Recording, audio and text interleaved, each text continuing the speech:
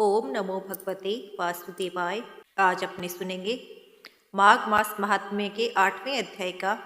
इससे पहले अपने 7 अध्यायों का श्रवण कर चुके हैं। 8वें अध्याय के अंतर्गत अपने जानेंगे कि ऐसे कौन कौन से कर्म होते हैं जिनको करने से स्वर्ग लोक की प्राप्ति होती है। आगे की कथा को सुनिए। यमदूत कहने लगे कि तुमने बड़ी सुंदर वार्ता पूछी है। यद्यपि मैं पराधीन हूँ, फिर भी तुम्हारे स्नेहवश अपनी बुद्धि के अनुसार बतलाता हूँ। जो प्राणी काया वाचा और मनसा से कभी दूसरों को दुख नहीं देते, वे यमलोक में नहीं जाते। हिंसा करने वाले वेद यज्ञ तप और दान से भी उत्तम गति को नहीं पाते। अहिंसा सबसे बड़ा धर्म तप और दान ऋषियों ने बताया है। जो मनुष्य जल या पृथ्वी पर रहने वाले जीवों को अपने भोजन के लिए मारते हैं, वे काल सूत्र नामक नरक में पड़ते हैं और वहां पर अपना मांस खाते हैं और रक्त पीप का पान करते हैं। इस कारण इस लोक और परलोक में सुख की इच्छा रखने वाले को काया वाचा और मन के द्वारा दूसरों का द्रोह नहीं करना चाहिए। जो हिंसा नहीं करते हैं उनको किसी प्रकार का भय नहीं होता। जिस प्रकार सीधी और टेढ़ी दोनों प्रकार बहने वाली नदियां समुद्र में मिल जाती है, वैसे ही सब धर्म अहिंसा में प्रवेश कर जाते हैं। ब्रह्मचारी, गृहस्थ, वानप्रस्थी और यति सभी अपने अपने धर्म का पालन करने और जितेंद्रिय रहने ब्रह्मलोक को प्राप्त करते हैं। जो जलाशय आदि बनवाते हैं और सदैव 5 यज्ञ करते हैं, वे यमपुरी में नहीं जाते। जो इंद्रियों के वशीभूत नहीं है, वेदवादी और नित्य ही अग्नि अर्थात हवन आदि का पूजन करती हैं, वे स्वर्ग लोक को जाते हैं। युद्ध भूमि में जो शूरवीर मर जाते हैं, वे सूर्य लोक को प्राप्त होते हैं। जो अनाथ, स्त्री और शरण में आए हुए तथा ब्राह्मण की रक्षा के लिए प्राण देते हैं, वे कभी स्वर्ग से नहीं लौटते। जो मनुष्य लूले, लंगड़े, वृद्ध, अनाथ और गरीबों का पालन करती हैं, वह भी स्वर्ग में जाते हैं। जो मनुष्य गायों के लिए पानी का आश्रय करते हैं तथा कुआं, तालाब और बावड़ी बनवाते हैं, वे सदैव स्वर्ग में निवास करते हैं। जैसे जैसे जीव इनमें जल पीते हैं, वैसे वैसे उनका धर्म बढ़ता है। जल से ही मनुष्य के प्राण हैं, इसलिए जो प्याऊ आदि लगवाते हैं, वह अक्षय स्वर्ग को प्राप्त होते हैं। बड़े बड़े यज्ञ भी वह फल नहीं देते जो अधिक छाया वाले वृक्ष मार्ग में लगाने से मिलता है। जो मनुष्य वृक्षारोपण करता है, वह सदैव दानी और यज्ञ करने वाला होता है। जो अच्छे फल, अच्छी छाया वाले मार्ग के वृक्षों को काटता है, वह नरकगामी होता है। तुलसी का पौधा लगाने वाला सब पापों से छूट जाता है। जिस घर में तुलसी वन है, वह घर तीर्थ के समान है और उस घर में कभी यमदूत नहीं आते। तुलसी की सुगंध से पितरों का चित्त आनंदित हो जाता है और वे विमान में बैठकर विष्णु लोक को जाते हैं। नर्मदा नदी का दर्शन, गंगा का स्नान और तुलसी दल का स्पर्श बराबर फल देने वाले हैं। हर एक द्वादशी को ब्रह्मा भी तुलसी का पूजन करती हैं। रत्न, सोना, फूल तथा मोती की माला के दान का इतना पुण्य फल नहीं मिलता जितना तुलसी की माला का पुण्य फल प्राप्त होता है। जो फल आम के 1000 और पीपल के 100 वृक्ष लगाने से मिलता है, वह तुलसी के एक पौधे को लगाने से प्राप्त हो जाता है। पुष्कर आदि तीर्थ, गंगा आदि नदी, वासुदेव आदि देवता सभी तुलसी में ही निवास करते हैं। जो 1 बार, 2 बार या 3 बार रेवा नदी से उत्पन्न शिव मूर्ति की पूजा करता है अथवा स्फुटिक रत्न के पत्थर से निकले हुए तीर्थ में, पर्वत या वन में रखी हुई शिव की मूर्ति की पूजा करता है और सदैव ओम नमः शिवाय मंत्र का जाप करता है, यमलोक की कथा भी नहीं सुनता। जो शिवालय स्थापित करते हैं, वे शिवलोक में जाते हैं। ब्रह्मा, विष्णु और शिव का मंदिर बनाकर मनुष्य वैकुंठवासी होता है। जो भगवान की पूजा के लिए फूलों का बाग लगाते हैं, वे धन्य है। जो माता पिता, देवता और अतिथियों का सदैव पूजन करते हैं, वे ब्रह्मलोक को प्राप्त होते हैं।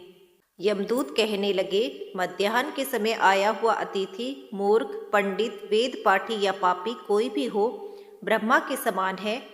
जो रात्रि के थके हुए भूखे ब्राह्मण को अन्न और जल देता है, मध्याह्न के समय जिसके घर आता हुआ अतिथि निराश नहीं जाता, वह स्वर्ग का वासी होता है। अतिथि के समान कोई भी धन संपत्ति और हित नहीं है। बहुत से राजा और मुनि अतिथि सत्कार से ब्रह्मलोक को प्राप्त हुए हैं।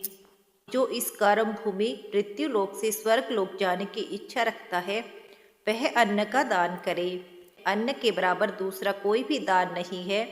जो गर्मियों में जल, सर्दियों में ईंधन और सदैव अन्न का दान करती हैं, कभी भी यम के दुख नहीं उठाते। जो अपने किए हुए पापों का प्रायश्चित करते हैं वह नरक को नहीं देखते और प्रायश्चित न करने वाला मनुष्य नरक में जाता है। जो काया, वाचा और मन से किए हुए पापों का प्रायश्चित करता है वह देव और गंधर्वों से शोभित स्वर्गलोक को प्राप्त होता है। जो नित्य ही व्रत, तप और तीर्थ करते हैं तथा जितेंद्रिय है वह भयंकर यम को नहीं देखते।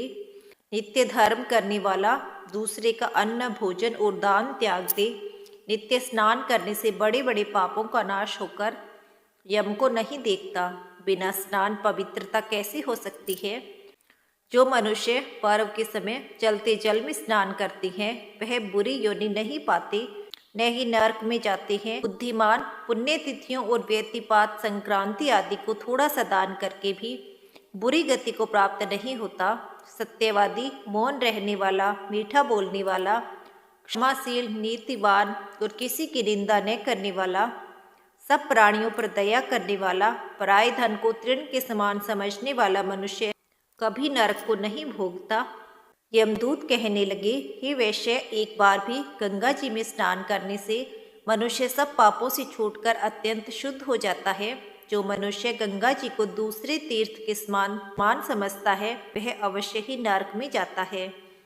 भगवान के चरणों से उत्पन्न हुई गंगा जी के पवित्र जल को शिवजी ने अपने मस्तक पर धारण किया है। वह ब्रह्मा जो संदेह रहित, प्रकृति से अलग और निर्गुण है, ब्रह्मांड में उसकी समानता किसी से भी नहीं हो सकती।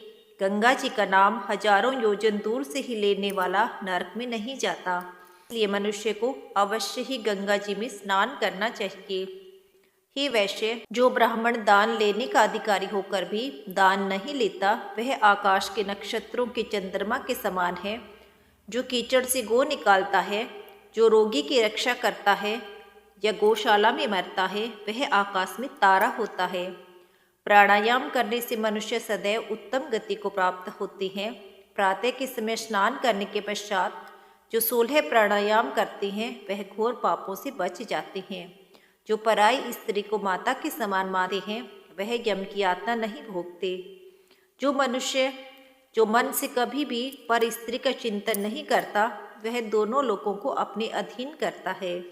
जो पराई धन को मिट्टी के समान समझता है वह स्वर्ग में जाता है। जिसने क्रोध को जीत लिया मानो उसने स्वर्ग को जीत लिया। जो माता पिता की सेवा देवता तुल्य करता है वह यमद्वार कभी नहीं देखता। जो गुरु की सेवा करते हैं वह ब्रह्मलोक को प्राप्त होते हैं। शील की रक्षा करने वाली स्त्री धन्य है। शील भंग करने वाली स्त्री यमलोक जाती है। जो वेदों और शास्त्रों को पढ़ते हैं या पुराण और संहिता पढ़ते हैं अथवा सुनते हैं, जो स्मृति का व्याख्यान और धर्म शास्त्र समझते हैं, जो वेदांत में लीन रहते हैं वह पाप रहित होकर ब्रह्मलोक को प्राप्त होते हैं। जो अज्ञानियों को वेद का ज्ञान देते हैं वे देवताओं से भी पूजित होते हैं। यमदूत ने कहा, वैश्य श्रेष्ठ यमराज ने हमको वही आज्ञा दे रखी है, तुम किसी वैष्णव को मेरे पास मत लाओ। हे वैश्य, पापी लोगों को इस संसार रूपी नरक को पार करने के लिए भगवान की भक्ति के अलावा दूसरा कोई उपाय नहीं है।